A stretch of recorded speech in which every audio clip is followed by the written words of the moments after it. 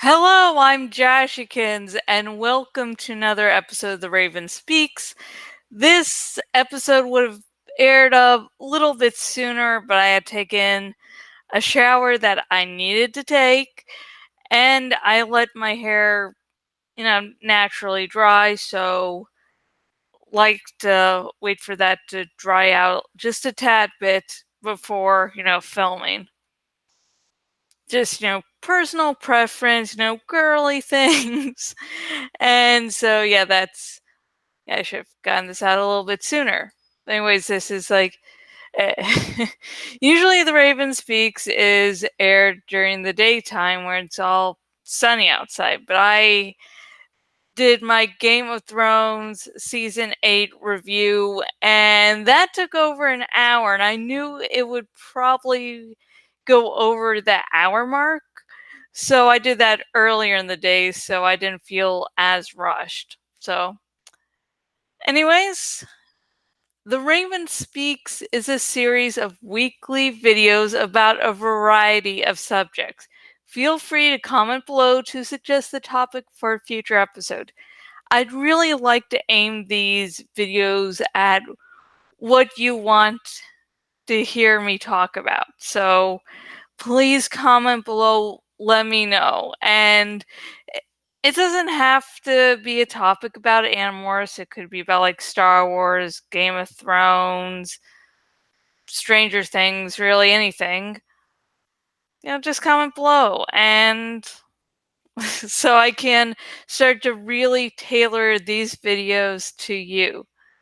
Currently, I just sometimes do Twitter polls to figure out the topic for the the week's episode. So, yeah, so please again comment below. The Elmist is like God in the Animorphs series, while Crayak is like Satan.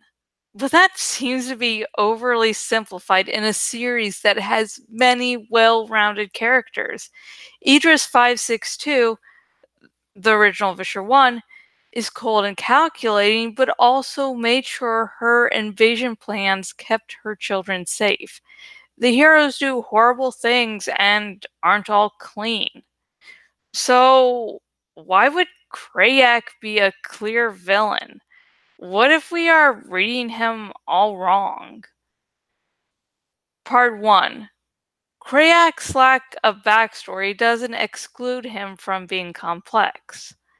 The major villains and heroes get backstories. Prince Elfangor's story is told in the Andalite Chronicles.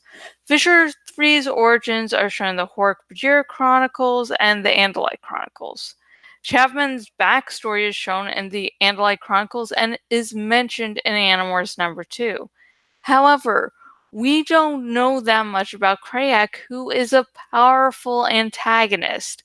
We do get mentions of him in the Elmist Chronicles, Animorphs number 26, Animorphs number 27, Megamorphs number 3, Megamorphs number 4, and Animorphs number 48, but we never get a clear origin story. All we know in canon is that he likes to cause destruction and fights against the Elmist. With the complex heroes and villains of the series, Crayak can't have been born evil.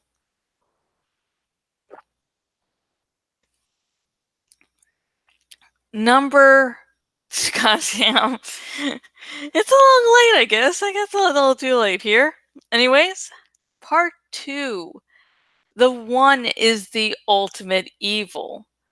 The One is not mentioned at all in the series until the very end, and its introduction is extremely creepy. The fact the series ends on a cliffhanger without saying much about it makes me and others start trying to figure out the mystery. The One is an entity that likes consuming species and taking control.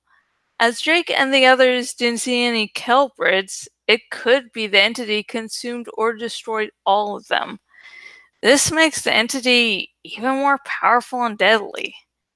It could be that this entity chased Crayak out of his home galaxy. It could be that Crayak very well knows that the One needs to be stopped by any means necessary. Part 3. Crayak is cruel so that the galaxy is prepared to fight off the One. Crayak's methods aren't ones that should be glorified or copied. He committed lots of genocide in the past and would have committed much more if the Elmist wasn't there to keep him in check. He created the Howlers to be a mockery of the Elmists' Pemalites. He sided with the Yeerks, who conquered planet after planet and were only slowed down by the Andalites. But there could be a noble reason Crayak acted like he did. How would you react if you saw the utter destruction the One could bring to Galaxy?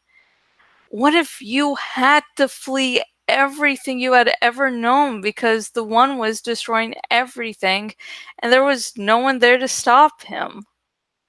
Would you be so noble as to not resort to extreme measures to protect another galaxy? In my mind, Crayak was testing the strengths of many species so that only the strongest would be left to fight off the One. He didn't want any weaknesses that the One could exploit. So, what do you think? Do you think Crayak's backstory is a little more complicated than he's evil and does really evil stuff? Do you think the One chased Crayak out of his home galaxy? Do you think my vaguely worded fan theory holds any water? Please comment below. And also, remember to suggest the topic for next week's episode. It doesn't have to be Animorphs related, it can be some other fandom I'm a part of.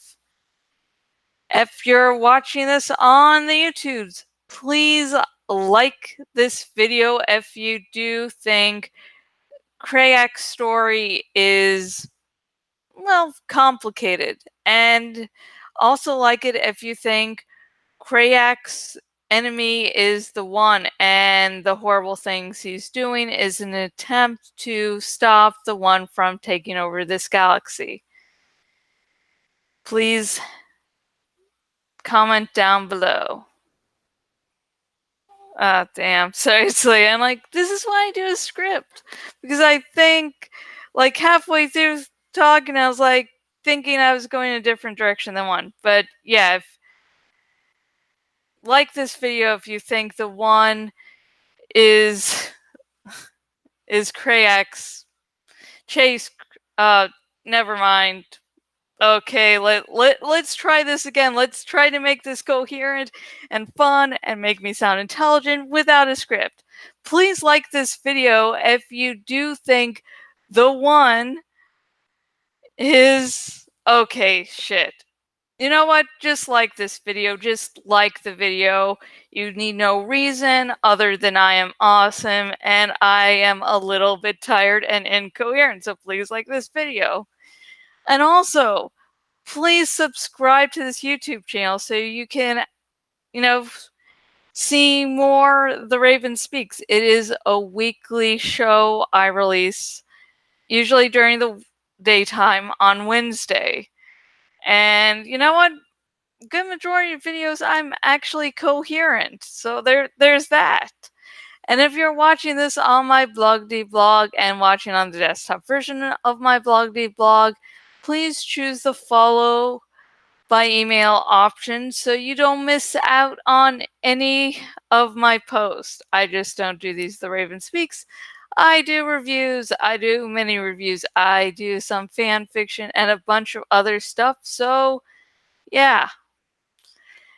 And the next episode of The Raven Speaks will be airing on Wednesday. So see you then.